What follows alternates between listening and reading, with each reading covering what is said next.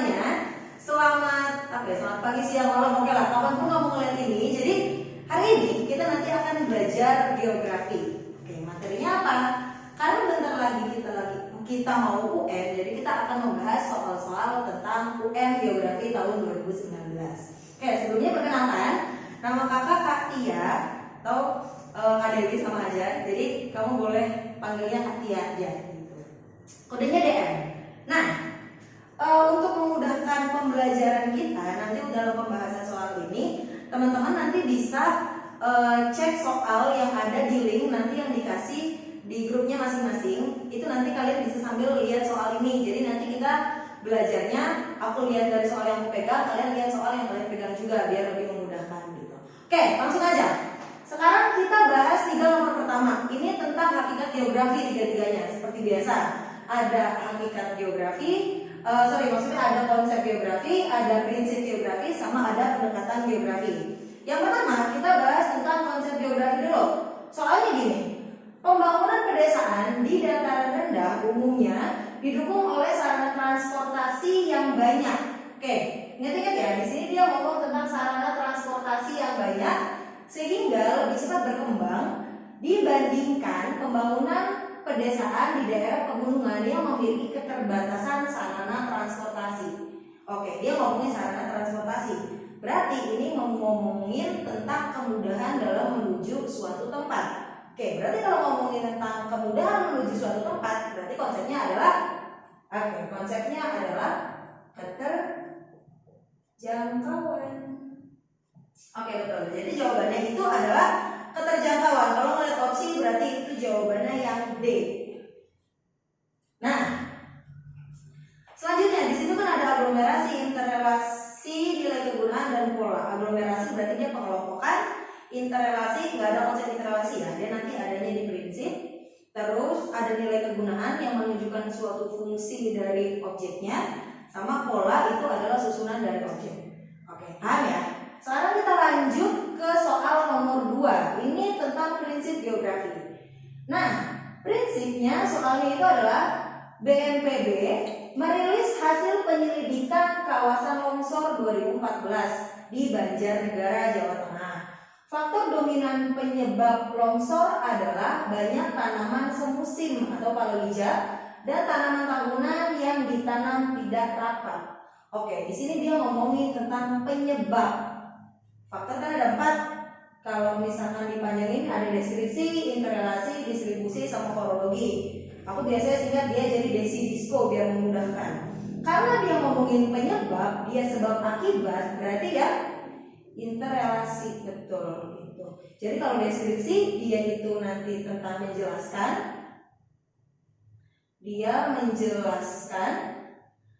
Distribusi berarti ngomongin tentang sebaran. Kalau korologi berarti ngomongin tentang gabungan. Nah, yang ngomongin sebab akibat itu adalah interrelasi. Seperti itu. Oke, terus kita lanjut ke soal yang ketiga. Nah, soal yang ketiga ini tentang pendekatan geografi. Ini juga termasuk soal yang masih gampang, soal-soal awal. Pendekatan geografi soalnya, angka pertumbuhan penduduk kota Surabaya yang tinggi berdampak di wilayah sekitar. Salah satunya yang terdampak yaitu Kabupaten Sidoarjo yang dihubungkan oleh jalan raya kelas 1 sehingga menjadikan wilayah tersebut sebagai penyangga bagi kota Surabaya. Ingat, di situ dia ngomongin pertumbuhan penduduk di Surabaya yang berdampak pada Kabupaten Sidoarjo. Gitu. Berarti di situ mengemukakan ada 2 wilayah yang saling berhubungan satu sama lain. Pendekatan kan ada 3. Ingat, pendekatan ruangan itu adalah pendekatan yang membahas satu tempat doang. Dan aktivitas atau fenomena yang terjadi di sini adalah aktivitas yang tidak disebabkan oleh manusia. Kalau kompleks wilayah ini baru yang tadi, dia adalah pendekatan yang membahas lebih dari satu tempat. Sedangkan kalau yang lingkungan ini adalah fenomena yang disebabkan oleh manusia. Bisa dibilang lebih ke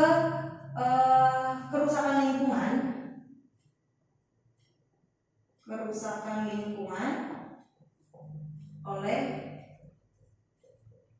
manusia. Seperti itu. Jadi kalau ngomongin pendekatan biar lebih gampang, ketika baca soal pertama kali lihat dia itu diakibatkan oleh manusia atau enggak. Kalau misalkan dia itu disebabkan oleh manusia, kemungkinan besar jawabannya adalah yang lingkungan. Tapi kalau misalkan dia nggak disebabkan oleh manusia, berarti bisa keuangan atau kompleks wilayah. Nah terus kalau wilayahnya itu ada lebih dari satu, berarti itu jawabannya yang kompleks wilayah. Berarti kalau ngomongin kalau optionnya dia itu yang C, 3 yang C. Oke. Tadi nomor 2 belum dijawab, interrelasi itu ada di option yang B. Oke? Bisa? Nah, nanti bisa disalin dulu. Nanti kita lanjut ke nomor berikutnya. Oke, kita lanjutkan nomor selanjutnya. Tadi kan udah sampai nomor 3, sekarang lanjut ke nomor yang keempat. Nah, nomor yang keempat itu juga soal yang paling gampang karena kamu tinggal menentukan dia itu aspek fisik atau aspek non fisik. Jadi sebelumnya kita harus tahu dulu kalau dalam geografi itu kan ada aspek fisik sama aspek non fisik. Aspek fisik itu adalah segala sesuatu yang tidak berhubungan langsung dengan manusia, atau aku bisa tulis non manusia. Sedangkan kalau yang non fisik dia berhubungan dengan manusia. Oke, kita lihat opsinya. Fenomena geografi, perpindahan penduduk dari desa ke kota itu kan dia langsung melibatkan manusia, berarti dia termasuk yang non fisik. Makanya yang ada nomor satunya itu udah pasti salah, kita eliminasi aja. Berarti A, B, sama C itu udah pasti salah, maka kita nggak usah mikirin. Nah sekarang tinggal D sama E, ada opsi yang sama, ada ada nomor 45, 45. Kita tinggal melihat nomor 2 sama nomor 3, mana yang benar? Nomor 2 itu adalah terjadi musim kemarau yang ekstrim. Nomor 3, umumnya masyarakat dia yang bekerja sebagai petani ketan. Karena yang ketiga ini dia ngomongin masyarakat, berarti nomor 3 ini salah. Jawabannya adalah yang D. Gitu. Oke. Sekarang kita lanjut yang nomor 5. Nah, nomor 5 ini kalian diminta untuk buat peta sederhana atau buat sketsa perjalanan. Sebelumnya, kalau mau bikin sketsa perjalanan harus paham dulu mengenai arah sama sudut-sudutnya. Nah, yang pertama, utara ini kan mau sampai 0 atau 360, 45 derajat di timur laut, timur 90 derajat, dan seterusnya. Ini harus paham dulu sebelum kita lanjut ke sketsanya. Kalau ini udah bisa, kita lihat soalnya. Ana mendapat tugas dari guru geografi untuk membuat sketsa perjalanan dari rumah menuju sekolah dengan rincian sebagai berikut. Yang pertama, dari rumah ke arah 0 derajat sejauh 750 meter. Oke, kita anggap rumah Ana itu adalah di titik yang pusat yang di sini. Itu jadi anggaplah karena dia itu mengarah ke 0, berarti ke atas bikinnya di bawah aja deh. Misalkan ini rumahnya nih. Kita kasih keterangan. Di sini rumah Ana. Oke, terus dari rumah ke arah 0 derajat sejauh 750 meter. Berarti kalau 0 derajat berarti dia menuju ke atas. Dia menuju ke atas sejauh 750 meter. Oke. Nah, terus kemudian dilanjutkan ke arah 90. Nah, dia di titik sini 90, berarti kan dia belok kan yang ke arah timur. Berarti ini belok 90 sejauh 500 meter. Oke. Terus kemudian berbelok ke arah 45 derajat. Berarti kalau dari titik tengah sini 45 derajat agak serong. Berarti dia agak gitu, kayak belok. Nah, sama aja. Oke, nah itu 45 derajatnya. Terus terakhir dari titik tersebut berbelok ke arah 180 sejauh 250. Oh iya, ini tadi 1 km ya. Ini 1 km. Kemudian setelah dari titik tersebut dia belok ke arah 180. Berarti kalau melihat 180 itu ke bawah. Berarti tinggal kita garis ke bawah. Sepanjang 250 meter. Oke, berarti kalau misalkan ngelihat dari gambarnya terus dicocokkan dengan opsi, itu yang tepat adalah opsi yang mana tuh, A, B, C, D. Oke, berarti jawabannya itu adalah yang D untuk nomor 5. Oke, bisa ya? Nah, selanjutnya kita lanjut ke nomor 6. Nah, nomor 6 di sini biasanya kalau soal-soal UN tahun-tahun kemarin itu kalian diminta untuk menghitung, tapi sekarang kalian diminta untuk membandingkan dua peta ini tapi lebih ke pemahamannya. Seperti yang kita udah tahu, kalau misalkan ada dua peta, kemudian dia itu ukurannya diperbesar atau diperkecil, sebenarnya jarak sebenarnya dalam peta ini adalah sama, itu yang perlu diingat. Jadi ibaratnya peta ini kan ada suatu wilayah yang jarak sebenarnya itu anggaplah 1000 meter, kemudian si wilayah ini dibikin ke dalam dua peta. Yang satu ukuran jarak petanya 4 cm, yang satu ukuran petanya 12 cm gitu. Jadi cuma di peta yang beda. Jarak sebenarnya atau JS-nya, JS1 sama JS2-nya akan sama gitu. Terus kedua, skala dari kedua peta ini gimana? Nah, skalanya lihat. Yang peta 1 skala 1 banding 3 juta. Peta 2 skalanya 1 banding 1 juta. Kalau dilihat dari angka, peta 1 angkanya lebih besar, menunjukkan kalau peta 1 itu skalanya lebih kecil karena dia berbanding terbalik. Jadi skala peta 1 akan lebih kecil daripada skala peta 2. Paham ya?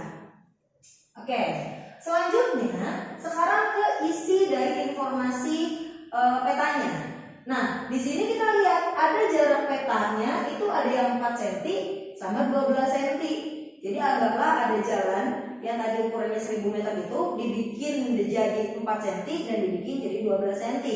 Artinya jarak peta yang lebih kecil itu akan memunculkan informasi yang lebih umum gitu, karena dia wilayahnya lebih kecil. Sedangkan kalau misalkan peta 2 yang jarak petanya lebih lebar akan lebih detail memberikan informasinya. Jadi peta 1 informasinya umum, peta 2 informasinya detail. Jadi kalau kita melihat opsi, nah itu langsung melihat yang A, jarak sebenarnya A ke B pada peta 1 dan peta 2 adalah sama. Berarti jawabannya yang A.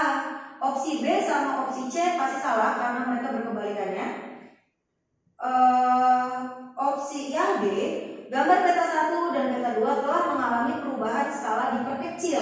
Jadi dari sini ke sini dia bilangnya diperkecil, harusnya kan diperbesar gitu. Terus yang E, sudut dan jarak pada gambar peta 1 ke peta 2 tidak mengalami perubahan. Itu juga salah karena pasti mengalami perubahan. Seperti itu. Oke, cara nomor 6 ya. Nah, sekarang kita lanjut ke nomor 7. Nomor 7 itu kalian diminta menentukan ketinggian sebuah garis kontur. Ingat, garis kontur itu garis yang menunjukkan wilayah dengan ketinggian yang sama gitu. Jadi di sini kalau kita hitung ada 1, 2, 3, 4, ada 5 garis kontur. 1, 2, 3, 4, 5 garis kontur. Garis kontur yang paling di tengah ini yang menunjukkan puncak, dia menunjukkan ketinggian 2000 meter. Sedangkan yang paling bawah ini yang menunjukkan lembah, dia menunjukkan ketinggian 1200 meter.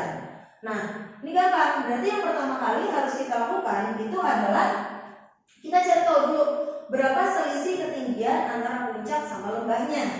Jadi kan puncak dikurangi lembah, berarti puncaknya itu 2000, lembahnya 1200. Itu berarti kita tahu selisihnya adalah 800. Oke, biar ini nggak bingung aku ganti selisih puncak sama lembah. Selisih puncak dan lembah. Nah, itu selisihnya dia 800. Seperti yang kita tahu, kalau kontur interval atau kita sebut dengan CI itu adalah nilai yang sama dari setiap garis konturnya gitu. Jadi antara kontur satu sama kontur lain itu selisih ketinggiannya berapa, yang nilainya akan selalu sama, itu kita sebut dengan CI. Makanya untuk mendapatkan CI di sini ketinggian dari titik puncak sampai titik lembah itu kan 800 dibagi dengan dia berapa kali selisihnya, ada berapa loncatan konturnya gitu. Kita hitung 1, 2, 3, 4. Ada 4, maka 800 kita bagi 4. Itu jadi sama dengan ini kan 200 untuk masing-masing kontur interval gitu. Jadi di sini selisihnya 200, 200, 200, ini juga 200. Nah, sekarang kita tinggal menentukan berapa ketinggian di P. Mau hitung dari atas atau dari bawah sama aja. Nah, biar gampang kita hitung aja dari bawah. Titik yang bawah atau titik yang lembah itu kan ketinggiannya 1200. 1200 ditambah naik yang pertama itu 200 ditambah naik lagi yang kedua untuk sampai di titik P karena ini sama dengan ini. Itu ditambah 200 jadinya sama dengan 1600. Itu jawabannya. Kalau di opsi itu ada di option yang A, 1600 untuk tanaman kopi. Gitu. Bisa ya? Jadi nanti kalau untuk catatnya kalian bisa pause dulu videonya, terus kamu nanti salin dulu biar lebih paham gitu. Nah, sekarang kita lanjut ke nomor yang ke-8. Nah, nomor 8 ini ngomongin tentang penginderaan jauh. Oke, di penginderaan jauh ini, ingat ya gambar yang ini. Ini gambarnya sebenarnya sama kayak yang biasa kamu lihat di sekolah, tapi ini agak beda dikit Nah, yang pertama, ya Pak, itu kan dia adalah tenaga. Oke. Yang B ini atmosfer. Yang C ini adalah objek. Dalam hal ini di soal dia bilang kalau objeknya itu berupa sungai. Terus yang D di sini dia juga tenaga. Bedanya apa? Kalau yang matahari tenaga alam, kita tulisnya tenaga alam atau kita sebutnya dia itu dengan tenaga yang pasif. Kalau yang D tenaga buatan itu dibilangnya yang aktif. Oke. Kenapa yang D itu dibilang aktif? Karena lihat di sini tanda panahnya kan ada 2. Dia memberikan gelombang sama memantulkan gelombang terus diterima lagi gelombangnya. Artinya dia itu bisa memancarkan sama menerima gelombang. Terus yang ini kan di situ nggak ada tandanya. Ini adalah sensornya. Gitu. Terus yang F itu dia sebenarnya satu kesatuan sama yang ini. Terus ini adalah penerima data. Terus saya bilang analisis. Terus ini output. Oke, ingat cara kerjanya. Yang pertama, tenaga ini akan memberikan sinarnya atau memberikan gelombangnya kepada objek. Yang kemudian objek akan memantulkan kembali ke atmosfer atau memantulkan kembali ke atmosfer dan diterima sama sensor. Gitu. Kemudian si sensor ini dia akan memberikan hasilnya sama yang penerima data atau orang yang akan mengolah datanya. Nah, pengolahan data itu kemudian dianalisis dan jadilah si output. Gitu. Nah, di sini soalnya bilang proses penginderaan jauh pada objek air sungai, ingat ya air sungai, seperti gambar akan terekam pada F. Di F itu berupa apa? Dia objeknya berupa sungai. Sungai itu adalah perairan. Ingat sifat utama dari air, dia itu banyak menyerap panas atau banyak menyerap sinarnya. Banyak serap tenaga. Karena si air itu dia banyak menyerap tenaga, akibatnya tenaga yang dipantulkan kembali ke sensor itu akan lebih sedikit. Gitu. Jadi ibaratnya dari matahari ke objek dia memantulkannya itu sebesar 100% deh misal. Ini 100%. Diserap sama si air sungai itu 80%. Gitu. Yang dipantulkan tinggal dikit, dia cuma 20%-nya. Maka ini berakibat pada rona. itu menjadi gelap atau kecerahan dari si gambarnya itu dia jadi rendah gitu, karena sinar yang dipantulkan ke sensor itu sangat kecil seperti itu. Bisa ya? Nah, berarti kalau misalkan melihat opsinya nomor 8, itu proses penginderaan jauh pada objek air sungai seperti gambar akan terekam F berupa apa? Kalau misalkan yang A, sinar matahari mengenai objek sehingga tampak pada citra. Ya, tapi itu masih secara umum, belum ngomongin sungainya. Yang B, objek memantulkan cahaya pada citra terang. Tadi, karena objek itu terlalu banyak menyerap sinar, maka dia harusnya gelap. Sensor merekam objek dan tampak pada peta. Itu juga masih informasi yang umum, belum berkaitan dengan sungai. Yang D, objek menyerap gelombang elektromagnetik dan warna objek menjadi gelap. Ya, itu jawabannya yang D. Gitu. Sedangkan kalau yang E, objek memantulkan gelombang dan warna objek pada citra. Objek memantulkan gelombang dan warna objek pada citra abu-abu. Dia di situ nggak ngomongin nggak ngomongin tentang si ronak dari si sungainya itu. Yang harusnya itu yang ditonjolkan. Berarti jawabannya yang D. Gitu. Nah, terus nomor 9. Objek yang sesuai dengan ciri-ciri tersebut adalah apa? Jadi kita diminta untuk menginterpretasi atau menerjemahkan sebuah objek dari 3 tanda-tanda nih. Yang pertama itu dibilang dia kalau bentuknya itu segi 4. Ingat ya, bentuknya segi 4. Kita lihat di situ. Pilihannya ada sekolah, kantor, stasiun kereta, sawah, sama lapangan bola. Yang kelima-limanya semuanya bisa segi 4. Oke, berarti yang ini belum terlalu membantu nih. Yang nomor 2, ukurannya tetap. Nah, di sini dia harus patokan ukurannya tetap. Dari kelima opsi ada sekolah, kantor, stasiun kereta, sawah, dan lapangan bola. Yang punya ukuran tetap itu yang mana? Ya, itu jawabannya yang E, lapangan bola. Kenapa? Karena lapangan bola dia kan punya aturan harus panjang dan lebarnya itu berapa gitu. Nah, terus didukung sama yang ketiga, teksturnya halus. Lapangan bola itu kan teksturnya halus. Ingat ya, objek teksturnya itu halus atau kasar ditentukan sama homogenitasnya. Kalau objeknya itu semakin homogen, maka dia akan jadi halus. Kalau objeknya itu heterogen, dia akan jadi kasar. Homogen heterogen itu apanya? Bisa ukurannya, ketinggiannya, atau jenisnya. Contohnya gini, kayak misalkan tadi lapangan bola sama permukiman. Lapangan bola kan cuma rata gitu doang kan, sedangkan permukiman itu ada gedung yang tinggi, ada bangunan yang kecil, maka teksturnya akan lebih kasar kayak gitu. Saya nomor 9. Berarti nomor 9 jawabannya yang E. Oke, kita terakhir ke nomor 10. Nah, nomor 10, manfaat SIP di bidang sumber daya alam terdapat pada angka berapa? Nah, kita diminta untuk menentukan sumber daya alam. Paling gampang cari dulu yang pasti salah.